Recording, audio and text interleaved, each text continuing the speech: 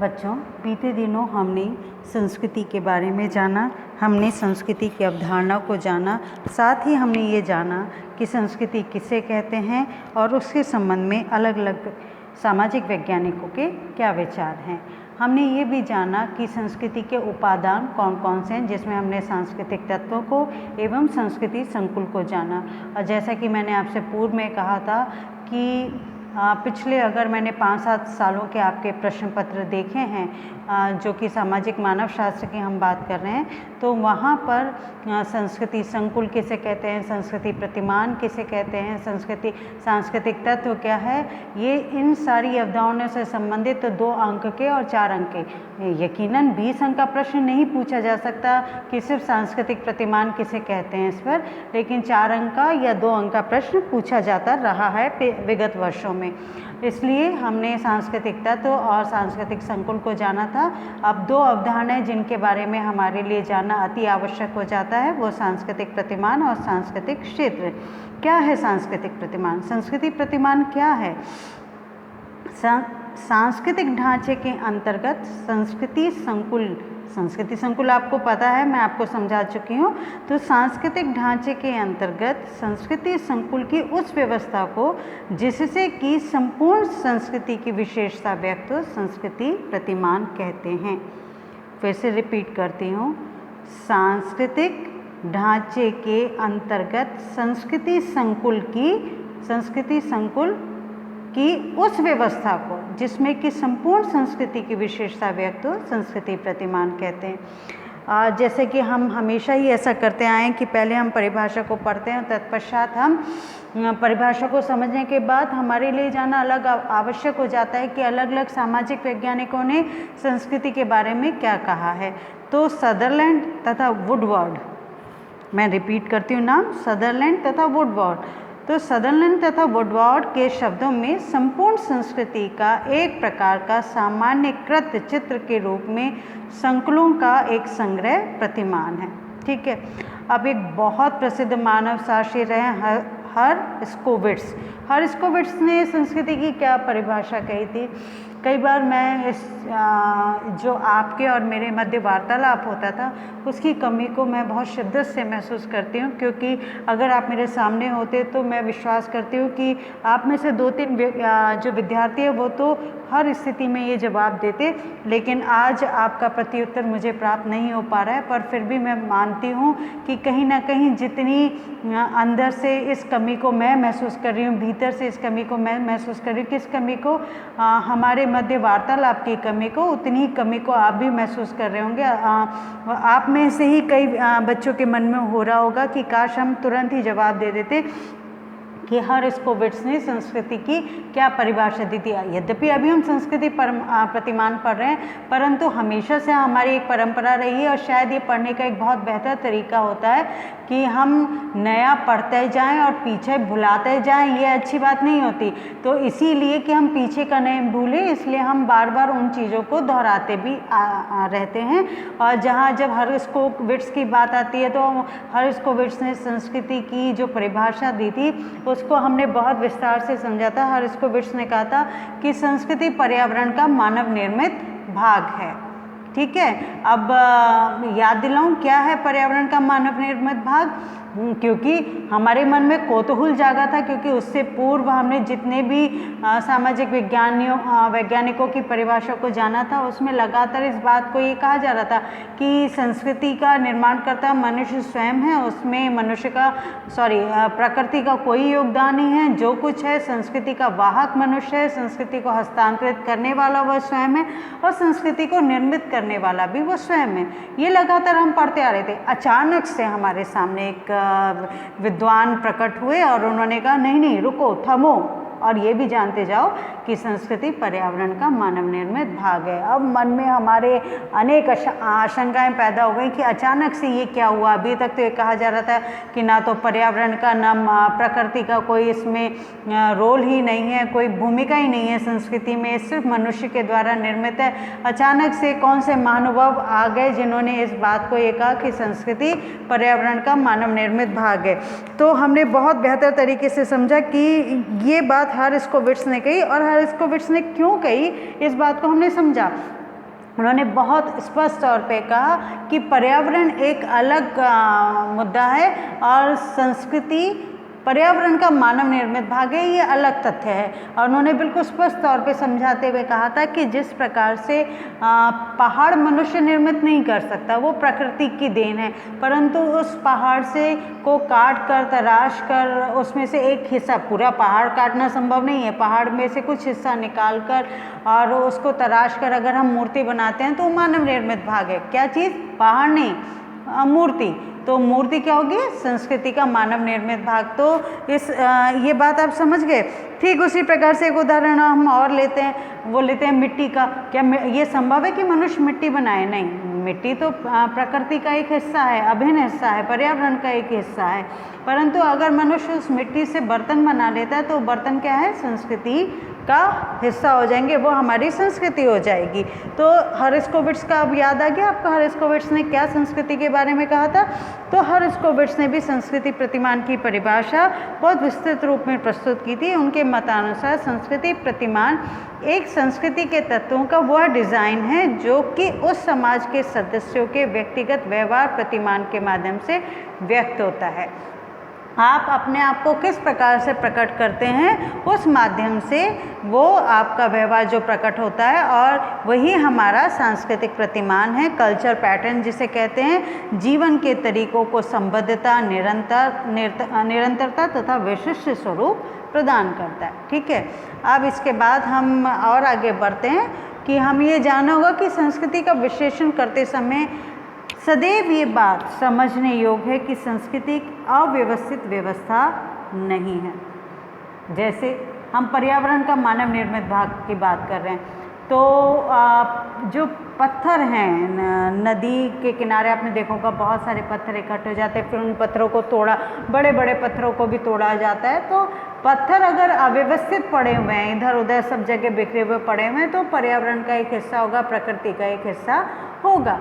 परंतु अगर उन पत्थरों को क्रमबद्ध जमा कर, एक सिस्टमेटिक वे से, एक डिज़ाइन के रूप में जमा कर, उनके बीच में सीमेंट को लगाकर या किसी अन्य चिपकाने वाले पदार्थ को लगाकर जब मकान बना लिया जाता है, तो मकान हमारी संस्कृति का एक हिस्सा हो जाता है। ठीक है, अब आप समझ गए कि क्या है संस्कृति? अव्यवस्थित व्यवस्था नहीं है, अपितु ये एक ऐसा संगठन है जिसमें संस्कृति के विभिन्न पक्ष या तत्व या संकुल एक विशिष्ट ढंग से संस्कृति के ढांचे के अंदर सजे हुए होते हैं। क्या है? विभिन्न पक्ष या तत्व या संकुल जो एक विशिष्ट ढंग से संस्कृति के ढांचे के अंदर सजे हुए होते हैं। संस्कृति इन तत्वों के संकुल से इस प्रकार से बनी होती है जिस प्रकार पत्थरों से मकान। हम उदाहरण लेने के लिए जो मैंने आपको बात समझाई, मैंने आपको मकान का उदाहरण बताया कि संस्कृति संकुल के विशिष्ट ढंग से व्यवस्थित हो जाने पर संस्कृति प्रतिमान बनते हैं। आई होप कि आपको मेरी ये बात समझ में आ गई होगी। अब इसके बाद हम ये कह सकते हैं कि संपूर्ण संस्कृति के ढांचे के भीतर एक विशिष्ट ढंग या क्रम से सजे हुए संस्कृति संकुल के मिश्रित रूप को संस्कृति प्रतिमान कहा जा सकता है। क्या कहा जा सकता है? संस्कृति संकुल के मिश्रित रूप को, जो कि एक व्यवस्थित ढांचे में ढले हुए हैं। अव्यवस्थित होंगे तो वो सांस्कृतिक प्रतिमान या संस्कृति प्रतिमान, कल्चर पैटर्न नहीं कहलाएगा। परंतु अगर वो व्यवस्थित रूप से ढले हुए हैं, सजे हुए हैं, क्रमवार लगे हुए हैं, तो वो क्या कहलाएंगे? संस्कृति प्रतिमान। संस्कृति प्रतिमान के संबंध में रूथ बेंडिक्ट ने क्या कहा था? उन्होंने अपने विचार प्रकट करते हुए कहा था कि यह केवल इतना बता देना पर्याप्त होगा कि एक संस्कृति के अंतर्गत छोटे छोटे अनेक खंड या इकाइयाँ होती हैं। किसने कहा? रूथ बेंडिक्ट ने कहा। क्या कहा? कि एक संस्कृति के अंतर्गत छोटे छोटे अनेक खंड या इकाइयाँ होती हैं। ये इकाइयाँ अलग अलग नहीं रहती, बल्कि एक साथ इस प्रकार से संगठित हो जाती है कि संस्कृति को एक विशिष्ट रूप या डिज़ाइन प्राप्त हो जाता है, और संस्कृति के विभिन्न खंडों या उपखंडों के संबद्ध रूप में को ही संस्कृति प्रतिमान कहते हैं। अब आते हैं हम सांस्कृतिक क्षेत्र पर। ठीक है, कल्चर एरिया जिसे कहेंगे। सांस्कृतिक क्षेत्र क्या है? सांस्कृतिक तत्वों या संकुल का फैलाव। ध्यान से सुनिएगा, सांस्कृतिक तत्व आप पढ़ चुके हैं, संस्कृति संकुल आप पढ़ चुके हैं। इनका फैलाव, इनका बिखरना। देखिए, बिखरेंगे क्यों? क्योंकि इसका करियर कौन है, इसके वाहक कौन है, मनुष्य। और क्या मनुष्य एक जगह स्थिर रह सकता है, टिका हुआ रह सकता है? नहीं। तो जहाँ जहाँ मनुष्य जाएगा ये इसका फैलाव स्वाभाविक ही है। तो संकुल का एक फैलाव एक निश्चित भौगोलिक क्षेत्र में ही विशेष रूप से होता है। वह भौगोलिक क्षेत्र जिसमें कि संस्कृति एक तत्व या संकुल विशेष रूप से पाए जाते हैं सांस्कृतिक क्षेत्र कहलाता है। दो हिस्सों में हम बांट के देखें। पहला, एक भौगोलिक क्षेत्र है जहाँ सांस्कृतिक तत्वों या संकुल का फैलाव होता है। दूसरा, उस सांस्कृतिक क्षेत्र में संस्कृति के एक तत्व या संकुल विशेष रूप से पाए जाते हैं, वो सांस्कृतिक क्षेत्र कहलाता है। अब फिर हम हेरिस्कोविट्ज़ की बात करते हैं। हेरिस्कोविट्ज़ ने क्या कहा था? इन्होंने अपने शब्दों में कहा था कि जिसमें कि एक संस्कृति पाई जाती है, एक सांस्कृतिक, वह क्षेत्र, वो एरिया जिसमें एक संस्कृति पाई जाती है वो सांस्कृतिक क्षेत्र कहा जाता है। क्योंकि संस्कृति को सीखा जाता है, इस कारण कोई भी व्यक्ति किसी भी संस्कृति को सीख सकता है। मैं चाहूँ, आप चाहें, आपका पड़ोसी चाहे, आपका दोस्त चाहे, तो वो पश्चिमी संस्कृति को सीख सकता है, वो दक्षिणी संस्कृति को सीख सकता है, वो किसी विदेशी संस्कृति को सीख सकता है। क्योंकि संस्कृति की जो मूलभूत विशेषता है वो क्या है? संस्कृति सीखी जाती है। इस कारण कोई भी व्यक्ति किसी भी संस्कृति को सीख सकता है, क्योंकि सीखी जा सकती है। और सांस्कृतिक तत्वों में गतिशीलता का गुण होता है। ये हमें समझ में आ गई ना बात कि क्यों सांस्कृतिक तत्वों में गतिशीलता का गुण होगा? क्योंकि मनुष्य गतिशील है और सांस्कृतिक तत्व, सांस्कृतिक संकुल, इन सब का वाहक स्वयं मनुष्य है। इसलिए सांस्कृतिक तत्वों में गतिशीलता का गुण होता है और ये गुण होते हुए भी एक निश्चित भूभाग में विशेष रूप से पाए जाते हैं। एक ही सांस्कृतिक तत्व विभिन्न क्षेत्रों में समान या एक हो, ध्यान रखिएगा, एक ही सांस्कृतिक तत्व विभिन्न क्षेत्रों में समान या एक हो, फिर भी संपूर्ण सांस्कृतिक व्यवस्था या सांस्कृतिक संकुलन में उसका स्थान और विशेषता भिन्न भिन्न क्षेत्रों में अलग अलग होती है। ठीक है, ये समझ में आ गया। अब हम एक मानव वैज्ञानिक का नाम जानते हैं, सापिर। वो क्या कहते हैं? ये प्रथम वैज्ञानिक थे जिन्होंने सांस्कृतिक क्षेत्र की अवधारणा की क्रमबद्ध और वास्तविक विवेचना प्रस्तुत की थी। ठीक है, और उन्होंने अमेरिकन इंडियन की संस्कृति के अध्ययन के आधार पर सांस्कृतिक क्षेत्र की विवेचना करते हुए कहा, या इस दौरान उन्होंने जो अध्ययन किया, उन्होंने ये स्पष्ट किया कि सांस्कृतिक क्षेत्र के अर्थ को उन्होंने स्पष्ट करते हुए लिखा था कि यदि नई दुनिया के आदिवासियों को सांस्कृतिक तत्वों के अनुसार बांटा जाए तो हमें भोजन क्षेत्र, वस्त्र क्षेत्र, धर्म क्षेत्र आदि प्राप्त हो सकते हैं। परंतु यदि हम एक साथ सभी तथ्यों को ध्यान में रखें और अपने दृष्टिकोण को सामाजिक या जनजातीय इकाइयों की ओर घुमाएं तो हम बहुत कुछ निश्चित समूह का पता लगा सकते हैं। यही सांस्कृतिक क्षेत्र है। क्या कहा था सापिर ने? उन्होंने कहा था, और किसका अध्ययन करते हुए कहा था? अमेरिकन इंडियन संस्कृति का, कि यदि नई दुनिया के आदिवासियों को सांस्कृतिक तत्वों के अनुसार बांटा जाए तो हमें भोजन क्षेत्र, वस्त्र क्षेत्र, धर्म क्षेत्र आदि प्राप्त हो सकते हैं। परंतु यदि हम एक साथ सभी तथ्यों को ध्यान में रखें और अपने दृष्टिकोण को सामाजिक या जनजातीय इकाइयों की ओर घुमाएं तो हम बहुत कुछ निश्चित समूह का पता लगा सकते हैं। यही सांस्कृतिक क्षेत्र हैं, अर्थात सांस्कृतिक तत्वों के आधार पर सामाजिक समूह का वर्गीकरण होता है। अब इसके बाद सांस्कृतिक क्षेत्र के बारे में किसने बताया, जिसके बारे में हम चर्चा कर रहे हैं? बिस्लर। अभी तक हमने किसके बारे में जाना था? सापिर। अब हम किसके बारे में जानेंगे? बिस्लर। बिस्लर ने क्या कहा? बिस्लर ने कहा, जिस आधार बिंदु पे सांस्कृतिक क्षेत्र की परिभाषा बताई वो थी सामाजिक समूह।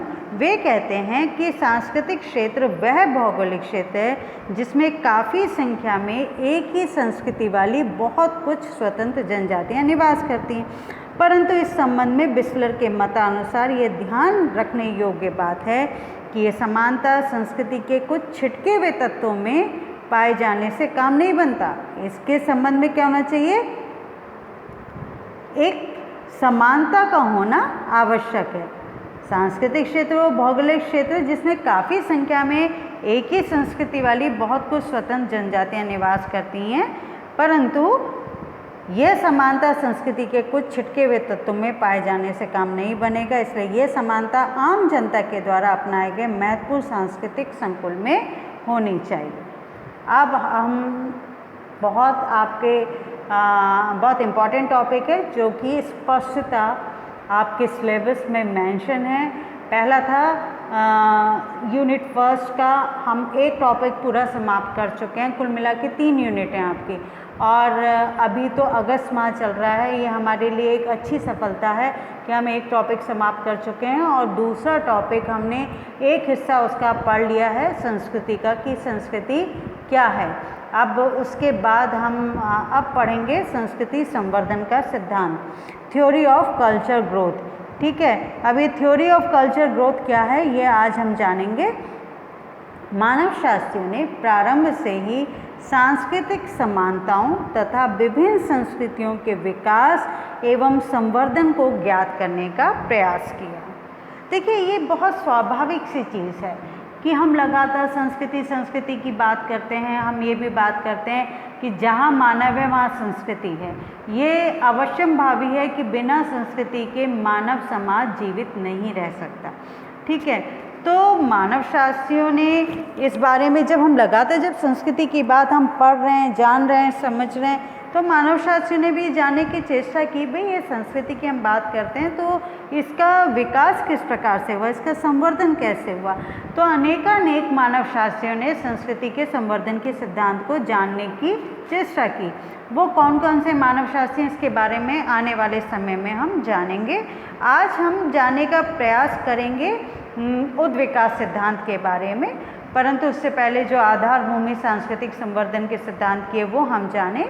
तो मानव शास्त्रियों ने प्रारंभ से ही सांस्कृतिक समानताओं तथा विभिन्न संस्कृतियों के विकास एवं संवर्धन को ज्ञात करने का प्रयास किया। उनके सामने मूल प्रश्न क्या था? वही प्रश्न जो अभी मैंने दोहराया कि संस्कृति का जन्म कैसे होता है।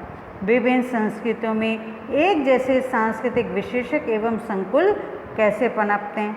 पहला प्रश्न क्या था उनके सामने? संस्कृति का जन्म कैसे होता है। दूसरा, विभिन्न संस्कृतियों में एक जैसे सांस्कृतिक विशेषक एवं संकुल कैसे पनपते हैं। तीसरा, संस्कृति के विकास को प्रकट करने के लिए मानव शास्त्रियों ने अनेक सिद्धांत भी प्रस्तुत किए। संस्कृति के विकास को प्रकट करने के लिए मानव शास्त्रियों ने अनेक सिद्धांत प्रस्तुत किए थे। संस्कृति संवर्धन के सिद्धांत के बारे में ये बताया जाता है कि विभिन्न संस्कृतियों से संबंधित परिवर्तनों की दिशा क्या रही। सांस्कृतिक संवर्धन का सिद्धांत क्या बताता है कि विभिन्न संस्कृतियों से संबंधित परिवर्तनों की दिशा क्या रही तथा इन परिवर्तनों को किन प्रक्रियाओं के रूप में स्पष्ट किया जा सकता है। तो जैसे मैंने अभी आपको बताया था, थ्योरी ऑफ एवोल्यूशन, उद्विकास का सिद्धांत हम पढ़ेंगे। और आप जहाँ तक मैं समझती हूँ शायद 9वीं या 10वीं में आपने अपनी बायोलॉजी में ये पढ़ा होगा, लेकिन तब आपने नहीं सोचा होगा कि ये बायोलॉजी का सिद्धांत मानवों पर कैसे लागू होगा और कैसे इसे आप समाजशास्त्र में पढ़ेंगे।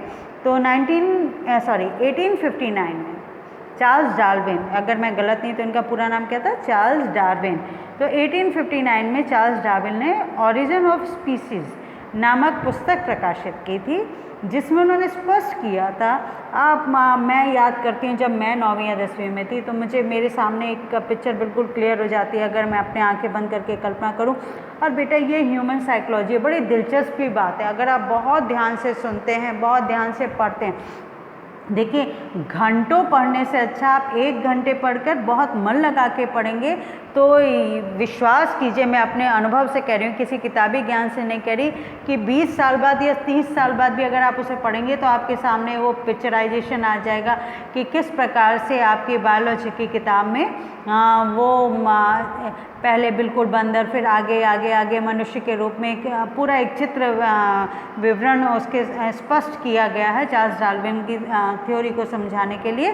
तो हम जब चार्ल्स डार्विन की थ्योरी को जानते हैं तो डार्विन ने क्या कहा था? उन्होंने कहा था कि जीव रचना में उत्पन्न होने वाले सभी परिवर्तन कुछ निश्चित स्तरों से, कुछ स्पेसिफाइड स्टेप्स हैं, स्टेजेस हैं, है ना। एकदम ये नहीं कि एक जगह से छलांग लगा के आप दूसरी जगह पहुंच जाएं। एक के बाद दूसरा स्टेप, दूसरे का तीसरा स्टेप ही आता है। जैसे माँ के गर्भ में भ्रूण पहले एक बीज रूप में होता है, धीरे धीरे धीरे उसके शरीर के भाग विकसित होते हैं। ऐसा नहीं होता कि आज बीज भ्रूण आया है माँ के गर्भ में और तुरंत ही 2 दिन बाद या 10 दिन बाद वो एक मानव शरीर के रूप में उत्पन्न हो जाएगा। उसका 8 मास या 9 मास, देखिए 8 मास में बच्चा नहीं होता, 9 मास में वैसे होने को 7 मासी बच्चे भी होते हैं जो कि अधिकतर माने जाते हैं कि कमज़ोर होते हैं। तो प्रकृति का क्या संदेश है कि जो एक प्रक्रिया है 9 मास की अवधि की, उसी में स्वस्थ और पुष्ट बच्चा माँ के गर्भ से बाहर आता है। ठीक है, तो वही बात की गई है कि स्टेप वाइज स्टेप उसका जो पहले हाथ बनेंगे फिर सर बनेगा या जो भी, देखिए ये इतना डिटेल में बताने वाली बात नहीं है, मैं आपको सिर्फ एक उदाहरण के तौर पर बता रही हूँ। तो यहाँ पर जीव रचना में उत्पन्न होने वाले सभी परिवर्तन कुछ निश्चित स्तर से गुजरते हैं, ये डार्विन ने कहा। आरंभ में जीव रचना बहुत सरल होती है तथा उसके विभिन्न अंग एक दूसरे से इतने संबद्ध होते कि उन्हें सरलता से एक दूसरे से अलग नहीं किया जा सकता। धीरे धीरे ये अंग स्पष्ट होने के साथ एक दूसरे से पृथक होने लगते हैं। ठीक है, अब इसका एक बहुत अच्छा उदाहरण आप आने वाले, मैं देखिए अभी बता दूंगी तो आपको पढ़ने में इतनी दिलचस्पी नहीं होगी, आने वाले समय में मैं आपको इसके उदाहरण देके भी समझाऊंगी। और हर्बर्ट स्पेंसर ने इस पे बहुत काम किया है, उद्विकास के सिद्धांत पे, और उन्होंने क्या कहा है, क्या बताया है, ये भी मैं आपको बताऊंगी। तो हर्बर्ट स्पेंसर ने जीवों के उद्विकास को समाज पर लागू किया और बताया कि समाज का विकास ठीक उसी प्रकार से होता है जिस प्रकार से जीवों का। स्पेंसर ने उद्विकास के सिद्धांत को परिभाषित किया और उन्होंने उद्विकास के सिद्धांतों को परिभाषित करते हुए कहा कि उद्विकास कुछ तत्वों का एकीकरण तथा उससे संबंधित वह गति है। देखिए याद रखिएगा, उद्विकास कुछ तत्वों का एकीकरण तथा उससे संबंधित वह गति है जिसके दौरान कोई तत्व एक निश्चित तथा असंबद्ध समानता से निश्चित और संबद्ध भिन्नता में बदल जाता है। और इसी प्रकार से सांस्कृतिक उद्विकास हुआ। अब मैं एक उदाहरण देती हूँ आपको, मुझे पता है, मैं जानती हूँ कि अगर सिर्फ इतनी ये 1-2 लाइन होंगी तो इसमें आप उलझ जाएंगे। देखिए स्पेंसर ने इसे समझाने के लिए बताया कि किस प्रकार से सरल समाजों का उन्होंने उदाहरण दिया जहाँ एक व्यक्ति अपने आप में आत्मनिर्भर रहा, वो खेती भी कर लेता, वो सिलाई बुनाई भी कर लेता, वो सब्जी भी उगा लेता, वो घर का निर्माण भी कर लेता। ठीक है, तो अब वो इतना सरल है लेकिन वो चीज़ें आपस में इतना कोरिलेटेड हैं कि उनको अलग करके देखना मुश्किल है। लेकिन जटिल समाजों में क्या होता है कि खाना बनाने वाला कोई और व्यक्ति होता है, कपड़े धोने वाला कोई और व्यक्ति होता है, खेती करने वाला कोई और व्यक्ति होता है। अब इन सब में क्या होती है, एक संबद्ध भिन्नता होने के बावजूद भी समानता होती है। तो इस प्रकार से सांस्कृतिक उद्विकास हुआ। कुछ विद्वानों ने संस्कृति के कुछ विशिष्ट पहलुओं जैसे कला, धर्म, दर्शन, तर्क आदि के अध्ययन तक ही अपने को सीमित रखा, तो कुछ ने संपूर्ण संस्कृति के उद्विकास को प्रकट किया।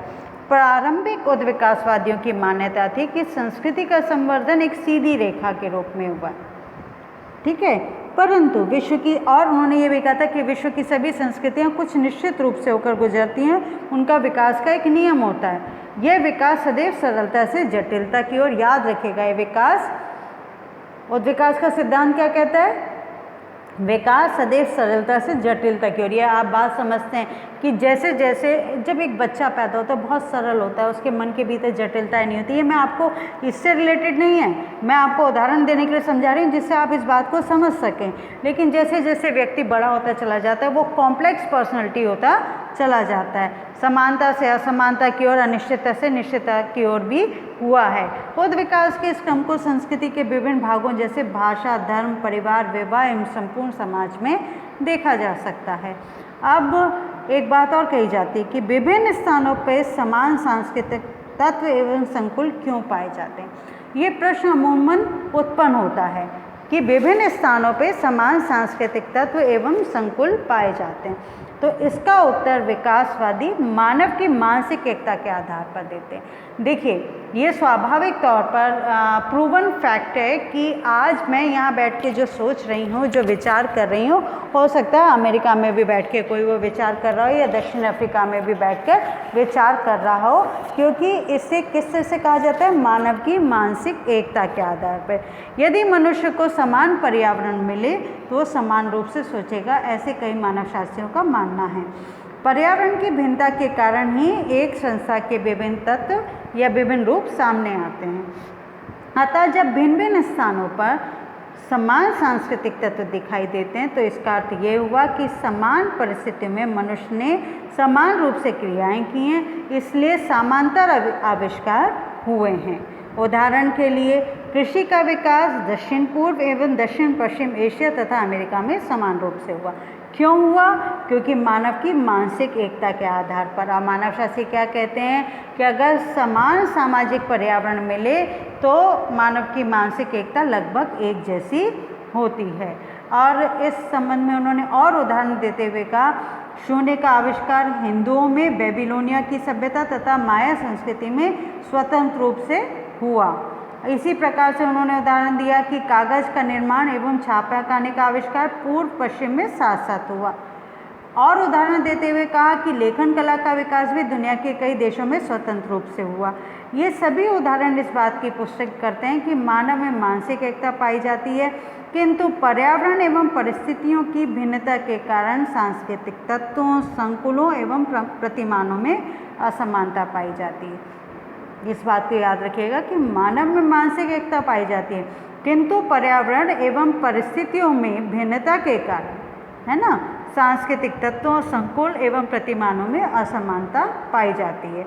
उद्ध विकास के प्रमुख विद्वानों में डार्विन, स्पेंसर, टाइलर, मॉर्गन आदि सम्मिलित हैं।